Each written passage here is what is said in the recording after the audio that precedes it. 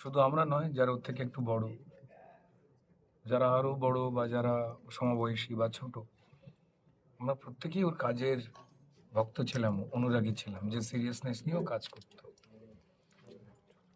এবার সেই কাজ দেখব ছবিওয়ালা, জার্নি অফ অ্যান আর্টিস্ট, বাপ্পার পরিচালনায় সিনেমা। বাপ্পারা অনেক গল্পই আমার সঙ্গে আলোচনা করতো, একদম যেহেতু দাদা ভাইয়ের মতো আমাদের সম্পর্ক। তো সেখানে একজন নিখুঁত অভিনেতাকে বাপ্পারা চুজ করতে পেরেছিল। তার সঙ্গে দেবলীনা রয়েছে, শ্রীলেখাও রয়েছেন একটা স্পেশাল চরিত্রে, বাকি অন্যান্য শান্তনুনাথ রয়েছে।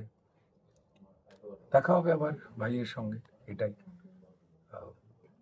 আবার মনে পড়বে, স্পষ্ট একটা মানুষ ছিল, খুব সহজভাবে সবকিছু দেখতো, অকারণ জটিলতা, অকারণ আমূল তোলা ওর মধ্যে ছিল না।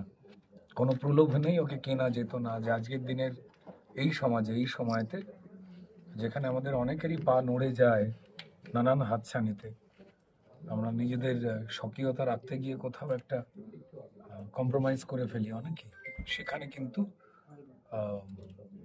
দাপটের সঙ্গে বিনয় রেখে ও দাঁড়িয়ে থাকতো, কথা বলতো, অগাধ নানান বিষয়ে পড়াশোনা, জিজ্ঞাসা, অভিনয় নিয়ে তর্ক বিতর্ক,